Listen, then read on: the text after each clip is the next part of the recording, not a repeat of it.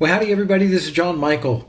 Today we hear the story of what do we do with the gifts that Jesus has given us, to the money, as it were, that he has given us, the spiritual wealth, the spiritual riches, the fruit of the Spirit.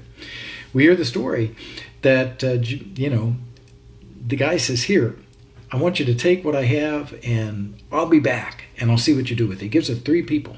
The first one goes out and he gains 5 times as much by really using it well. And he says, I'll give you command of 10 cities. The second one does 5 times as much. He says, I'll give you 5 cities. So you get a reward.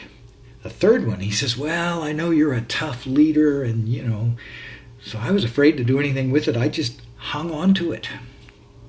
Here's exactly what you gave me. You get it all back. Jesus says this one is not doing well.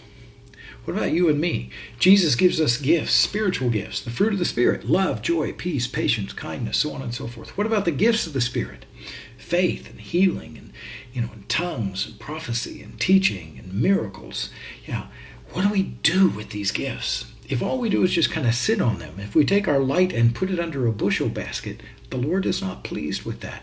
He wants us to bring these gifts. He wants us to fire up, to stir up the gift of the Spirit, and for the gifts to increase in our life, that we become more and more like Jesus, more and more filled with the Spirit, and therefore more and more fruitful in the way we live our life with others. It's not a numbers game.